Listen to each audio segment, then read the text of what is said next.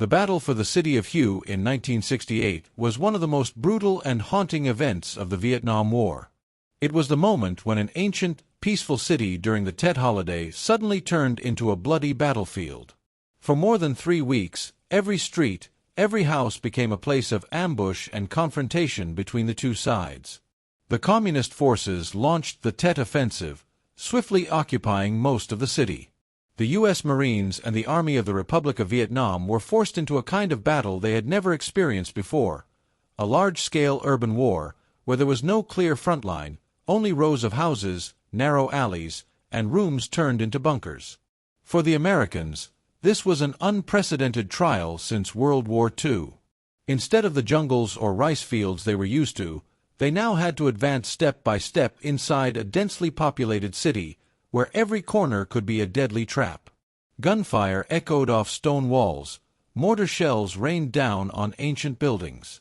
Soldiers stormed houses, room by room, fighting for every meter of ground under fierce resistance.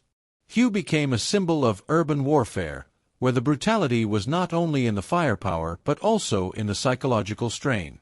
U.S. soldiers recalled that the enemy was everywhere, appearing suddenly from windows, rooftops, even inside temples and churches. The battle was fought not only on the ground but also in world opinion. Images of destroyed streets, bodies lying in the rubble, and civilians fleeing in terror were broadcast back to America and beyond. It shocked the public, because only weeks earlier the U.S. government had assured its citizens that the war was stabilizing. Hue revealed a different reality. The enemy was stronger than believed, capable of seizing and holding a major city for weeks. From that moment, American confidence in victory began to crumble.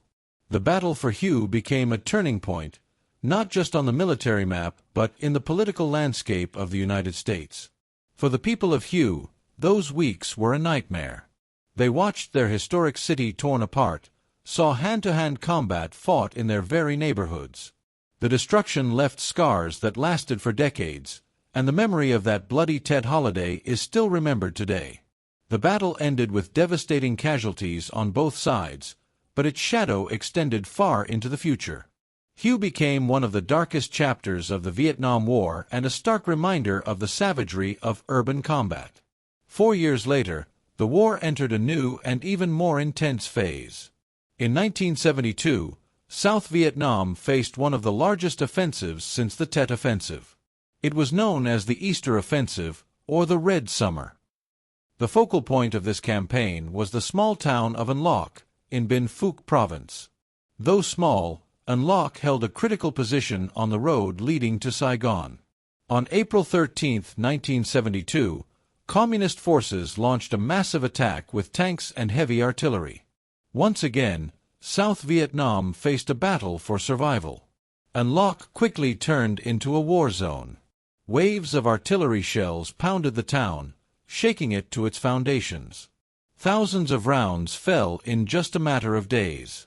The defenders, South Vietnamese forces supported by U.S. airpower, fought desperately under impossible conditions. They were surrounded, cut off from supply, running low on ammunition and food. Casualties mounted daily. Yet An Loc did not fall. Soldiers dug in, using every possible resource to hold back the relentless assaults. Enemy tanks pushed into the streets again and again, only to be destroyed and left burning among the ruins. Witnesses described An Loc as a giant meat grinder. Gunfire, artillery, and bombs thundered day and night without pause. Civilians huddled in basements alongside soldiers, living in constant fear. For days, American helicopters tried to drop supplies into the besieged town, but many were shot down by dense anti-aircraft fire. The town was virtually cut off from the outside world. Even so, the defenders refused to give up. They clung to every building, every street, determined not to retreat. After nearly 3 months of ferocious fighting, the Communist forces finally pulled back. An Loc was left in ruins, but it still stood.